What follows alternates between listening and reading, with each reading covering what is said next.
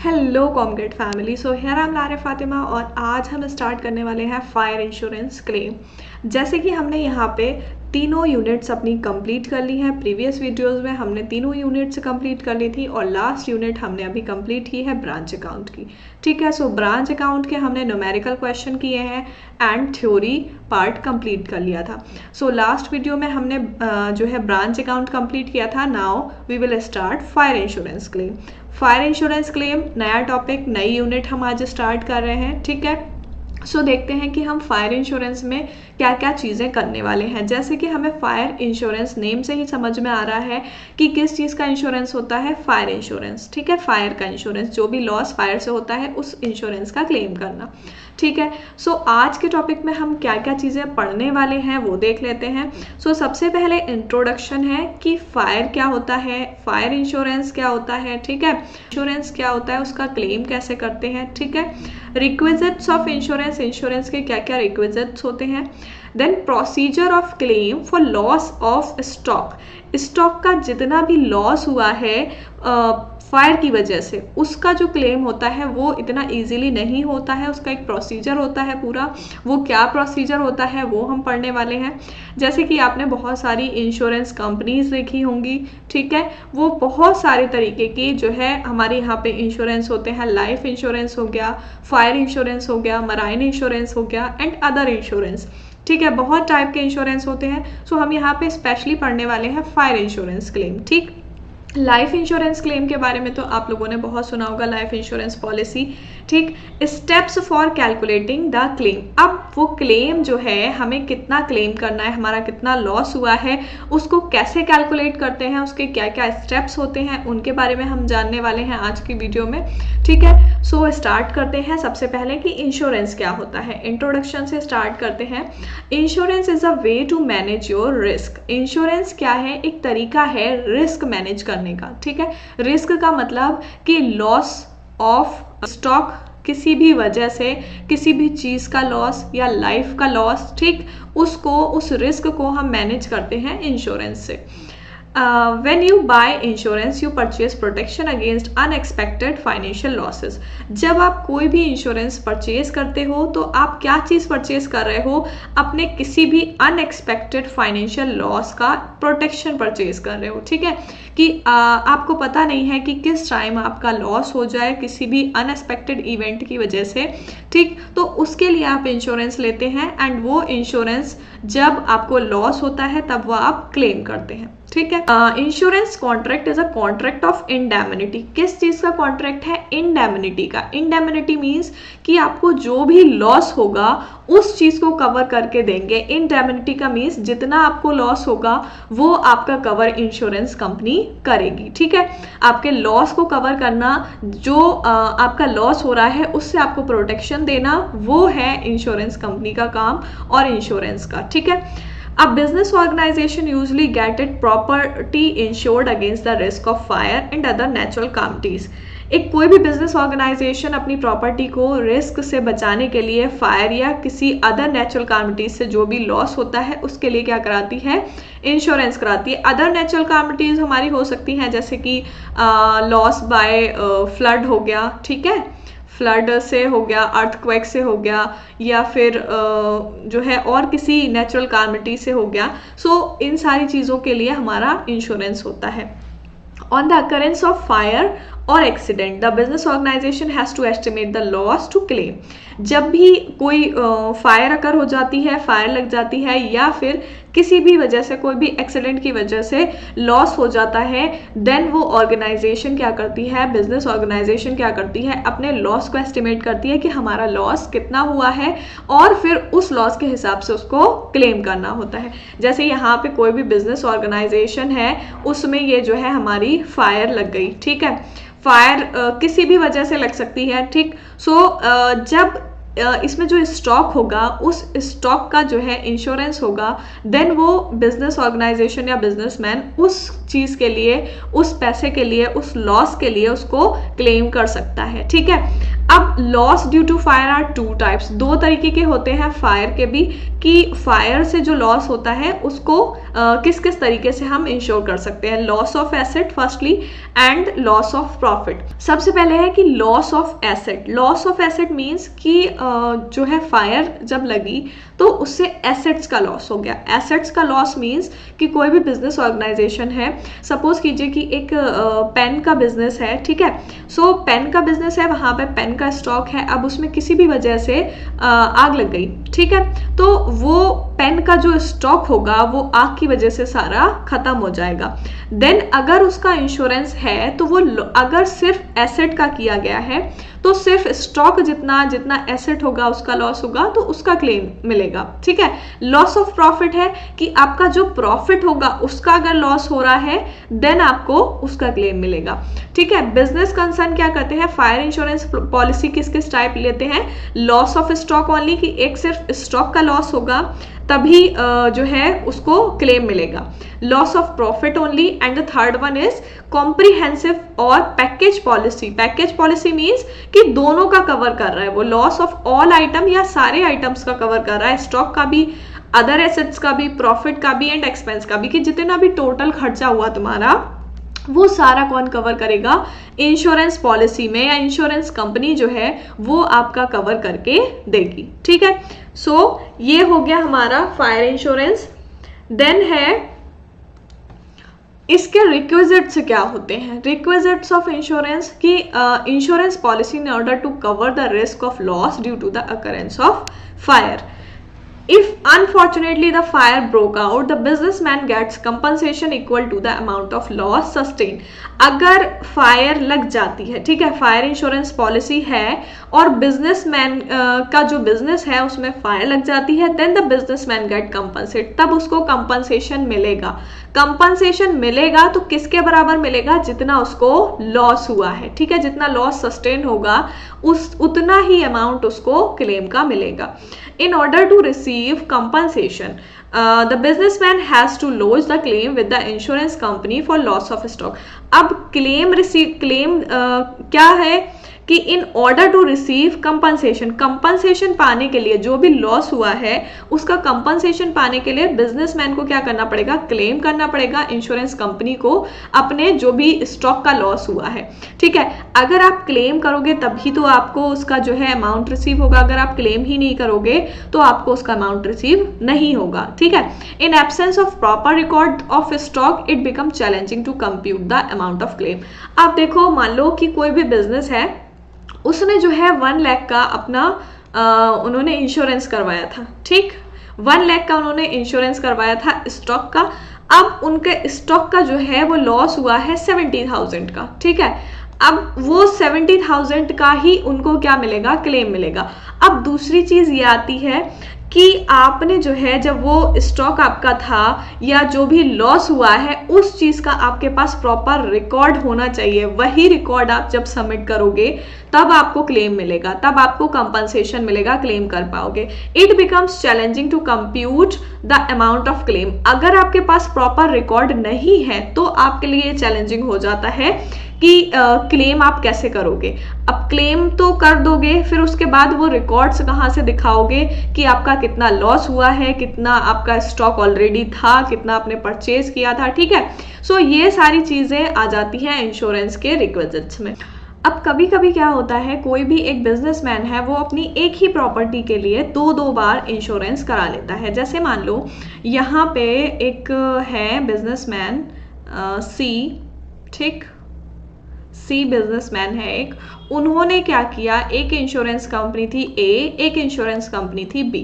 ठीक है, ये दोनों इंश्योरेंस कंपनी हैं, इन्होंने जो है अपना दोनों बार अपने स्टॉक का इंश्योरेंस करा लिया दोनों से। ठीक है, मान लो अमाउंट हम मान लेते हैं 1 लाख है, ठीक है, 1 लाख अमाउंट है, इन्होंने अपनी प्रॉपर्टी का या स्टॉक का 2 बार क्लेम करा लिया। तो अब क्वेश्चन ये होता है कि जब अगर लॉस होगा, कभी लॉस जब हुआ तो क्या ये दोनों कंपनी से इनको 1 लाख मिलेगा या क्या होगा, डबल मतलब 2 बार मिलेगा या सिर्फ 1 बार मिलेगा, किसी एक कंपनी से मिलेगा। सो ऐसे केस में क्या होता है, ये जो सी बिजनेसमैन है, जब इन्होंने 2 कंपनियों से, 2 फायर इंश्योरेंस कंपनी से या किसी भी इंश्योरेंस कंपनी से अपनी प्रॉपर्टी का इंश्योरेंस कराया, देन इनकी जो एक्चुअल लॉस होगा, ठीक है, इन्होंने लॉस अगर 1 लाख का कराया है तो जो भी एक्चुअल लॉस इनका होगा वो असर्टेन करने के बाद, जैसे हम मान लेते हैं इनका एक्चुअल लॉस हुआ 80,000 का, ठीक है, 80,000 का लॉस हुआ, देन ये दोनों कंपनीज मिलकर जो है आधा आधा कंपनसेट करेंगी सी को, ठीक है। जैसे कि 80,000 हुआ है, सो 40,000 जो होगा वो ए देंगे और 40,000 जो होगा वो बी कंपनी देगी, ठीक है। इस तरीके से इनका लॉस जो होगा वो कवर होगा, ठीक। इसको हम बोलते हैं डबल इंश्योरेंस, ठीक है, जहां पर किसी सेम चीज के लिए, सेम रिस्क के लिए 2 बार इंश्योरेंस करा लिया गया हो, ठीक है। देन नेक्स्ट है हमारा procedure of claim for loss of stock. अब अगर स्टॉक का लॉस हो गया तो उसका क्लेम आपको कैसे करना है, उसका क्या प्रोसीजर होता है। If proper stock record are maintain, अब देखो इसमें 2 केस आते हैं, एक तो कि आपका रिकॉर्ड जो है, जो भी सारी चीजें हैं आपके पास सारी प्रॉपर पूरी तरीके से तैयार हैं, ठीक है, आप उसको इजीली किसी भी कंपनी में दिखा सकते हो कि आपकी स्टॉक का ये रिकॉर्ड है, ये परचेज हैं, ठीक है। सो वो अगर आपका पहला केस है कि अगर आपके पास प्रॉपर रिकॉर्ड मेंटेन है और if record are not destroy by fire, fire से आपका रिकॉर्ड खराब नहीं हुआ है। कभी कभी ऐसा होता है कि जहाँ पे जिस जगह पे लॉस होता है वहीं पर सारे रिकॉर्ड्स होते हैं और फायर की वजह से वो रिकॉर्ड्स भी सारे खत्म हो जाते हैं, ठीक है। सो अगर ऐसा केस है कि अगर आपके पास रिकॉर्ड सारे मेंटेन्ड हैं और वो खराब नहीं हुए हैं, देन इस केस में आप कैसे क्लेम करोगे, तो इस केस में हम क्लेम को कैलकुलेट करते हैं अमाउंट ऑफ स्टॉक लॉस्ट, कितना लॉस हुआ है। So stock on the date of fire, जैसे हम मान लेते हैं कि 10 दिसंबर को जो है वो फायर से लॉस हुआ, ठीक। अब 10 दिसंबर का हम देख लेंगे कि स्टॉक कितना था उस टाइम, ठीक है। 10 तारीख का देख लेंगे जब हमारे पास प्रॉपर रिकॉर्ड है, तो माइनस कर देंगे उसमें से सेल्वेज वैल्यू, सेल्वेज वैल्यू जो भी होगी उसमें से माइनस कर देंगे, देन हमारा आ जाएगा स्टॉक लॉस बाय फायर, कि फायर से हमें कितना लॉस हुआ। देन बी है calculation of the amount of claim. अब अमाउंट कैसे कैलकुलेट करेंगे, if there is no average clause, then अगर कोई एवरेज क्लॉज नहीं है तो जितना स्टॉक हुआ होगा वही क्लेम का आ जाएगा, ठीक है। स्टॉक जितना लॉस हुआ है उतना ही क्लेम का आ जाएगा। इट मीन्स कि अगर आपको 10,000 का लॉस हुआ है देन आप 10,000 का क्लेम कर सकते हो और अमाउंट ऑफ क्लेम 10,000 का आ जाएगा। If there is average clause, then अगर एवरेज क्लॉज है देन आप क्या करेंगे, अमाउंट ऑफ क्लेम कैसे निकलेगा, policy amount upon stock on the date of fire into stock lost by fire. ये आपका फॉर्मूला है कि आपका क्लेम कैसे निकल के आएगा, पॉलिसी अमाउंट की जितना पॉलिसी अमाउंट था आपका, then upon stock on the date of fire कितना था जब फायर लगी तो उस टाइम स्टॉक की वैल्यू कितनी थी, into stock lost by fire, कितना लॉस हो गया फायर से।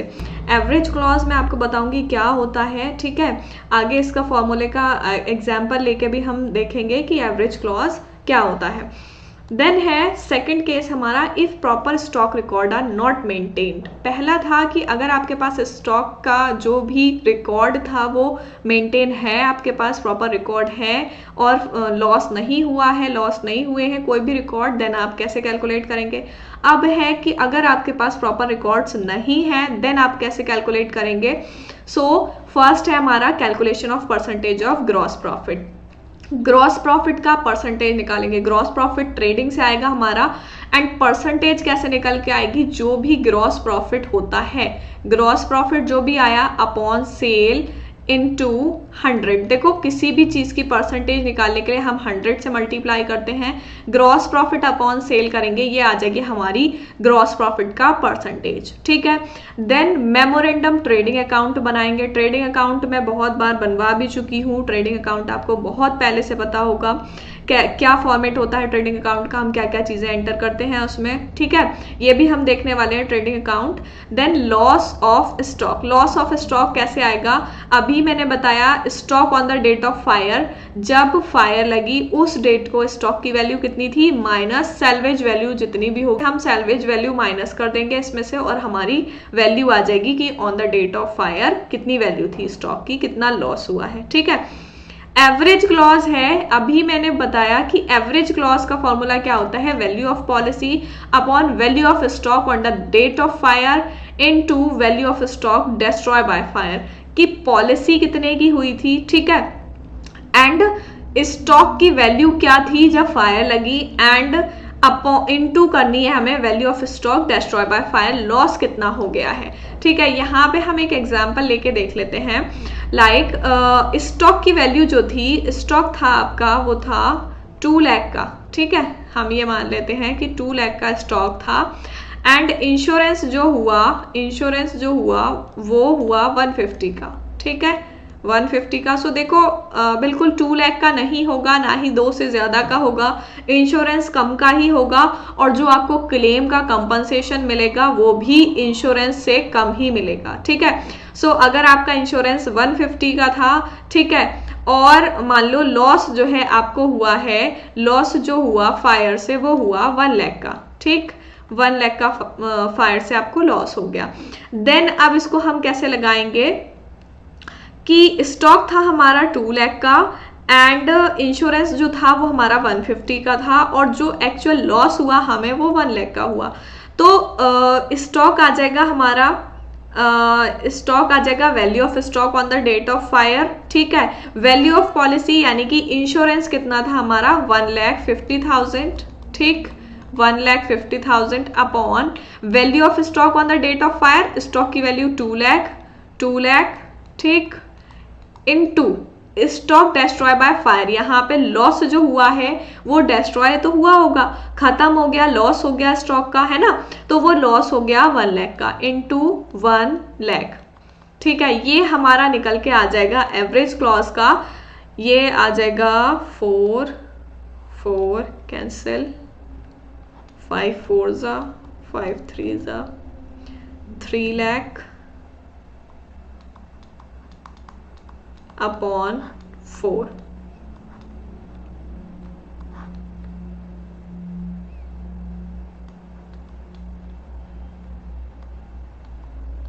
$75,000, ठीक है।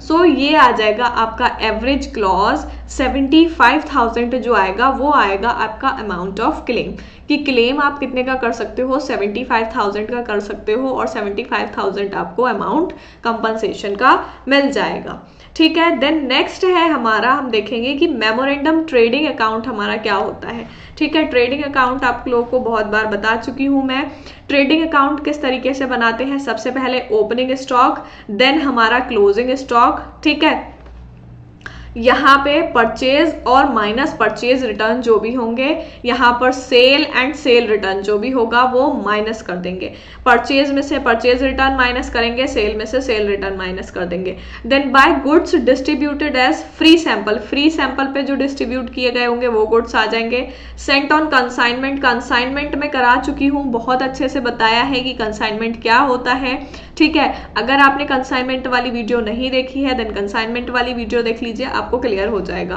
ठीक। Then by bills receivable, by stock sent on approval, then यहाँ पे हमारे आ गए वेजेस कैरेज जो हमारे ट्रेडिंग के एक्सपेंस होते हैं, देन क्लोजिंग आ गया, और प्रॉफिट ग्रॉस प्रॉफिट निकल के आ जाएगा इन सारी चीजों से कि हमें कितना ग्रॉस प्रॉफिट हुआ है, ठीक है।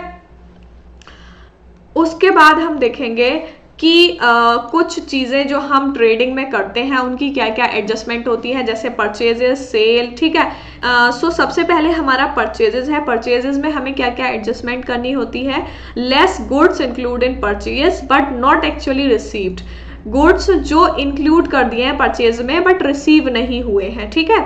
जैसे मान लो आपने कोई भी चीज खरीदी है, वो अभी तक आपको रिसीव नहीं हुई है, बट आपने क्या किया, उसको परचेजेस में ऐड कर दिया। जैसे एग्जांपल लेते हैं कि आपने मान लो कोई भी चीज, एक बुक ऑर्डर की है, ठीक, एक बुक ऑर्डर की है और वो बुक ऑनलाइन ऑर्डर की है, देन अगर आपके पास ऑलरेडी जितनी भी बुक्स हैं, आपने क्या किया, अपने अकाउंट में उस बुक की जो वैल्यू थी वो ऐड कर दी और वो आपको अभी रिसीव नहीं हुई है तो वो आपको माइनस कर देनी है। ठीक है। Add unrecorded purchases, unrecorded purchases की ऐसी परचेजेस जो आपने ऑलरेडी कर चुकी हैं बट आपने वो रिकॉर्ड नहीं की थी तो उसको ऐड कर देना है। ठीक है।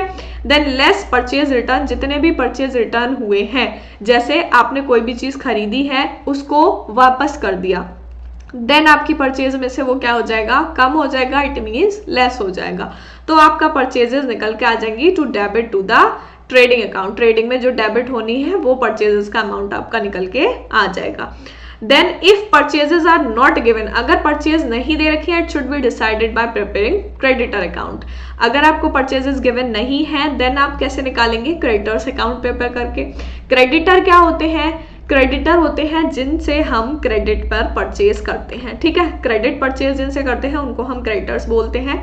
सो क्रेडिटर में हमारा क्या क्या अमाउंट आ जाएगा, यहाँ पे जो है टू बैंक जितना भी पेमेंट किया होगा, डिस्काउंट टू बिल्स पेबल जितना बिल्स से पे किया होगा, and by balance brought down to balance carried down, ये होगा हमारा opening and closing balance creditors का।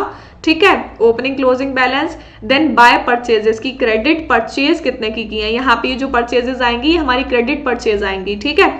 और ये जो निकल के आ जाएंगी हमारी बैलेंसिंग फिगर कि हमने क्रेडिट परचेज कितने की है, इट मीन्स क्रेडिटर्स अकाउंट में। ठीक है।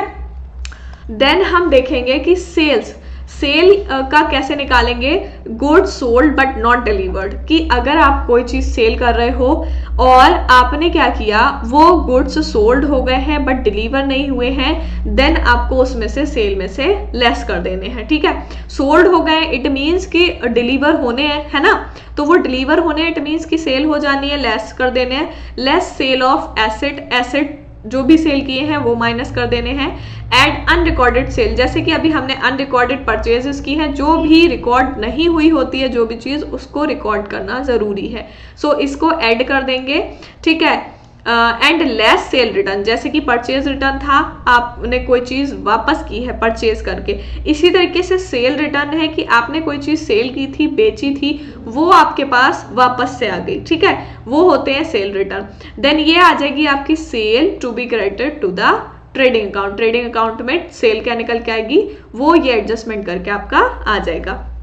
If sale are not given, अब अगर सेल गिवन नहीं है तो कैसे निकालोगे, प्रिपेयरिंग डेटर्स अकाउंट। देखो क्रेडिटर अकाउंट हम क्यों बनाते हैं, जो भी क्रेडिट परचेज करते हैं उससे हमारे क्या होते हैं, क्रेडिटर राइज होते हैं, और जो भी हम क्रेडिट सेल करते हैं उससे हमारे डेटर्स रेज होते हैं। जैसे कि मान लो कि यहाँ पे ए है जिसका कोई भी बिजनेस है, तो उसने जो है बी को क्रेडिट सेल की। क्रेडिट सेल मीन्स कि उधार पर सामान बेच दिया। ठीक है। क्रेडिट सेल की। सो यहाँ पर ए जो है, ए के बिजनेस के लिए वो बी जो हो जाएगा वो डेटर हो जाएगा। ठीक है।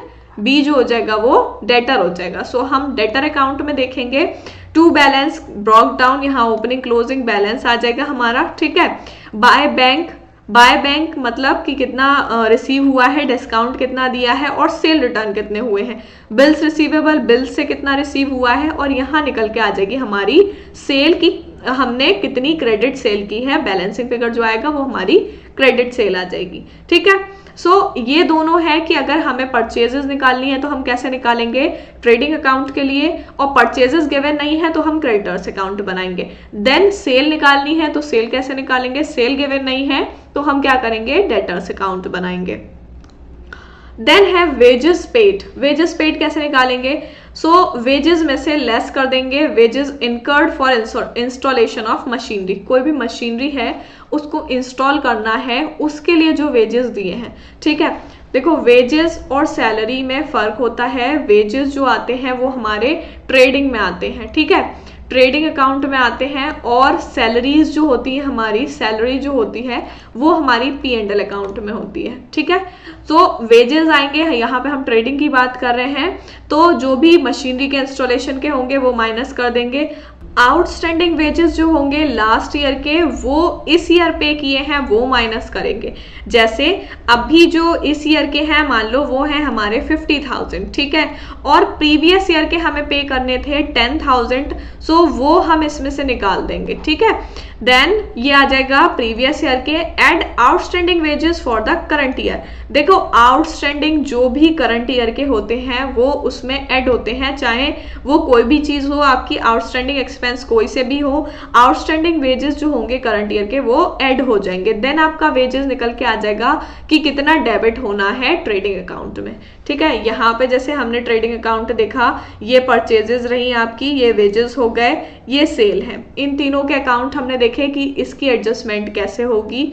ठीक, देन है हमारा steps for calculating the claim. अब कैसे करके आप क्लेम को कैलकुलेट करोगे, क्या क्या स्टेप्स होते हैं कि कितना आपको क्लेम करना है, कितनी कंपनसेशन मिलेगी। ठीक है, सो सबसे पहले है कि प्रिपेयर ट्रेडिंग अकाउंट बनाना है। देन ग्रॉस प्रॉफिट निकाल के ग्रॉस प्रॉफिट रेशियो निकालना है। प्रिपेयर मेमोरेंडम ट्रेडिंग अकाउंट बनाना है, जैसे मैंने अभी फॉर्मेट बताया मेमोरेंडम ट्रेडिंग अकाउंट का, मेमोरेंडम ट्रेडिंग अकाउंट बनाना है। देन ग्रॉस प्रॉफिट असरटेन करना है, कैलकुलेट करना है ग्रॉस प्रॉफिट कितना आएगा। And the memorandum trading account should be balanced, और जो मेमोरेंडम ट्रेडिंग अकाउंट है वो बैलेंस होना चाहिए। ठीक है, स्टेटमेंट ऑफ क्लेम ये मैंने बता चुकी हूँ, क्लोजिंग स्टॉक जो भी होगा उसमें से सैल्वेज वैल्यू माइनस कर देंगे। देन अमाउंट ऑफ लॉस या अमाउंट ऑफ क्लेम हमारा निकल के आ जाएगा। ठीक है, एवरेज क्लॉज है if closing stock is greater than the amount of policy. अगर क्लोजिंग स्टॉक ज्यादा है पॉलिसी के अमाउंट से, इट मीन्स कि आपने पॉलिसी कराई थी 1 लाख की, ठीक है, और आपका स्टॉक जो था वो कितने का था, 2 लाख का। ठीक है, सो ये स्टॉक आपका ज्यादा हो गया और पॉलिसी आपकी कम की हो गई। ठीक है, देन क्लेम कैसे निकल के आएगा, value of policy upon value of stock on the date of fire and value of stock destroy by fire. जैसे मैंने अभी आपको एक एग्जाम्पल निकाल के दिखाया था इसका, ये रहा कि स्टॉक, इंश्योरेंस और लॉस हमने मान लिया था अपनी तरफ से, एंड देन हमारे निकल के आया क्लेम की वैल्यू। ठीक है, देन है एडजस्टमेंट, क्या क्या एडजस्टमेंट होंगी इसमें। The stock should always be valued at cost, जो भी स्टॉक होगा वो कॉस्ट पे वैल्यू होगा। मतलब ये है कि कोई भी बिजनेसमैन है, उसका कोई भी बिजनेस है, उसका जो स्टॉक पड़ा है, जिसका लॉस हुआ है, तो जितनी कॉस्ट लगी होगी, जैसे हमने पेन का एग्जांपल लिया था, तो मान लो कि पेन जो वो बेच रहा है वो 10 रुपए का पेन बेच रहा था। ठीक है, 10 रुपए का, अब उसकी जो कॉस्ट लग रही है उसको बनाने में वो लग रही है 8 रुपए की। ठीक है, तो जो उसका लॉस हुआ वो 10 रुपए का नहीं हुआ, वो कितने का हुआ, 8 का हुआ। ठीक है, 8 रुपए की उसकी कॉस्ट थी, तो 8 का लॉस उसको होगा, 10 का नहीं होगा। तो जो स्टॉक होगा वो हमेशा किस पे वैल्यू होगा, कॉस्ट पे वैल्यू होगा। ठीक है, मतलब जो वो क्लेम के लिए रिकॉर्ड बना रहा है या जो भी रिकॉर्ड उसके पास है, तो वो उसको क्लेम किस हिसाब से मिलेगा, 8 रुपए के हिसाब से। Unrecorded purchase and sale if any should be recorded, अगर कोई भी अनरिकॉर्डेड सेल या परचेज रह गई है रिकॉर्ड करने से, कोई भी अनरिकॉर्डेड सेल है, परचेज है जिसको मेंटेन नहीं किया है रिकॉर्ड्स में, देन उसको रिकॉर्ड किया जाएगा, उसके बाद कैलकुलेट किया जाएगा। ठीक है, salvage should be valued either at cost or market value whichever is less. ये बोला है कि सैल्वेज वैल्यू जो होगी वो हम किस पे निकालेंगे, या तो कॉस्ट पर या मार्केट वैल्यू पर, जो भी दोनों में से कम होगी। मतलब कि अगर हम मान लेते हैं कॉस्ट जो है एक हमने मानी 8 रुपए, ठीक है, और मार्केट वैल्यू जो है वो ये मानी थी कि 10 रुपए है। ठीक है, अब सैल्वेज वैल्यू अगर दोनों में से जो कम होगी वो हम लेंगे सैल्वेज वैल्यू। ठीक है, देन यहाँ पे है कुछ मल्टीपल चॉइस क्वेश्चन जो मैं आपकी प्रैक्टिस के लिए दे रही हूँ। सैल्वेज वैल्यू क्या होती है हमारी, परचेज ऑफ फर्नीचर क्या होगा इसकी एंट्री, अनरिकॉर्डेड सेल को क्या करेंगे, परसेंटेज ऑफ ग्रॉस प्रॉफिट क्या होना चाहिए, percentage of gross profit should be at किस पे होना चाहिए, डेटर अकाउंट क्या निकालने के लिए क्या निकालने के लिए बनाते हैं, क्रेडिट परचेज हमारी कौन से अकाउंट से निकल के आती है। ठीक है, यहाँ पे हमने जो भी फॉर्मेट देखे, जो भी फॉर्मूले देखे हैं, वो हम करने वाले हैं नेक्स्ट वीडियो में, जिसमें हम न्यूमेरिकल क्वेश्चंस भी करेंगे। ठीक है, सो न्यूमेरिकल क्वेश्चंस में हमें जो है वो एवरेज क्लॉज आपका बहुत इंपॉर्टेंट है, एवरेज क्लॉज निकालना है। एंड जो भी ट्रेडिंग अकाउंट या मेमोरेंडम ट्रेडिंग अकाउंट है उसके फॉर्मेट को आपको बहुत अच्छे से देखना है। ठीक है, सो इन चीज़ों के बारे में हम नेक्स्ट क्लास में भी पढ़ने वाले हैं, न्यूमेरिकल क्वेश्चन करने वाले हैं हम फायर इंश्योरेंस क्लेम के बारे में कि कैसे निकालते हैं, कैसे एवरेज क्लॉज लगाते हैं। ठीक है, तो ये कुछ मल्टीपल चॉइस क्वेश्चन है जो आपको प्रैक्टिस करनी है। जल्दी से इसके जो है आंसर कीजिए एंड नेक्स्ट वीडियो में मैं आपको इसके आंसर बताने वाली हूँ। तब तक के लिए गुड बाय।